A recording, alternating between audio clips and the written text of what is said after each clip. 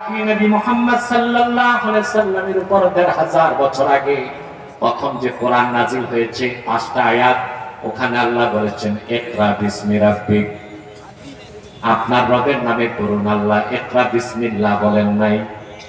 আবার সূরা ফাতিহা শুরু করলেন আলহামদুলিল্লাহ, সব প্রশংসা আল্লাহর জন্য। কোন আল্লাহর জন্য? প্রথম পরিচয় দিলেন রাব্বিল আলামিন। আবার কোরআন শেষ করলেন সূরা নাস দিয়ে, ওখানেও নিজের পরিচয় দিলেন কুল আউযু বিরাব্বিন নাস। মুহাম্মদ সাল্লাল্লাহু আলাইহি সাল্লাম আপনি বলুন আমি পানাহ চাই মানুষের রবের কাছে। তাহলে আল্লাহর কাছে রব নামটা এত প্রিয় কেন? তার প্রথম জবাব হচ্ছে আল্লাহ তাআলা মারিফতের বিরাট খনি তার রব নামের মধ্যে লুকায় রেখেছেন। মারিফত বুঝেন? বিড়ি যারা করে এরা বুঝে। কোরআন হাদিসের বাইরে কোনো মারিফত নাই, আছে মাইরের পর। দেশে পীর এখন কম না, সরকারি জরিপে ১,৯৮,০০০ পীর আছে। কত? ১,৯৮,০০০। সরকার পাইছে কেমনি হিসাব? প্রশ্ন আসে না? আইডি কার্ড যে বানাইছে ১,৯৮,০০০ লোক তাদের পেশা লেখছে পীরানি। অন্তত কমার্শিয়াল পীর আছে ১,৯৮,০০০। যে পীর তার পেশা লেখছে পীরানি, ওটা কি হক্কানি পীর না কমার্শিয়াল পীর? এরকম আছে কত? ১,৯৮,০০০। কম না, একদিক দিয়ে আগেইছি আমরা বাংলাদেশ। হক্কানি পীর যা নাই তা না, আছে, সংখ্যায় এত কম এখন খুঁজতে দূরবীন লাগে। কারো ভণ্ডামি প্রকাশ্যে আর কারো ভণ্ডামি হচ্ছে নেক সুরতের ভ্যাট ধরছে, দেখায় দুনিয়া চিনে না। ব্যাংকে হিসাব নিলে দেখা যাবে ৩০ কোটি জমছে, একদম দুনিয়া চিনে না।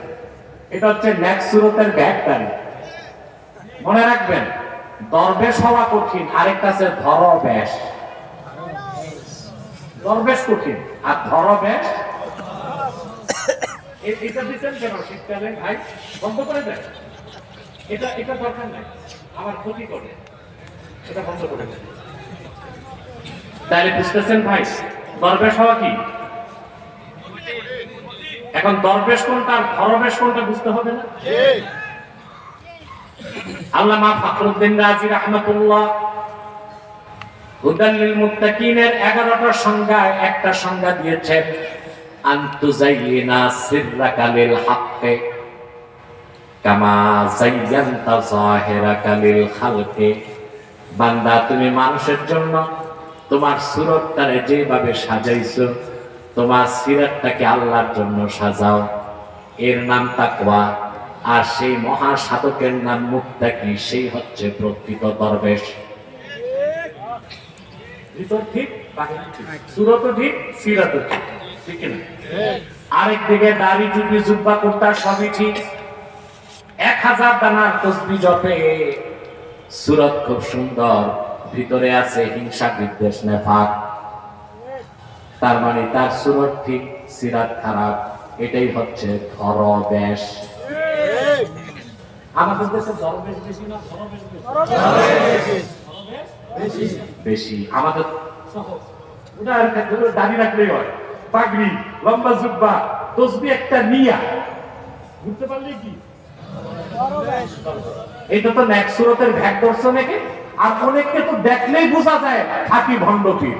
ওদের কাছে নামাজ নাই, রোজা নাই, জিকির নাই, সুন্নতের আমল নাই, আছে একতারা, দোতারা, সেতারা, তাম্বুরা, জাম্বুরা।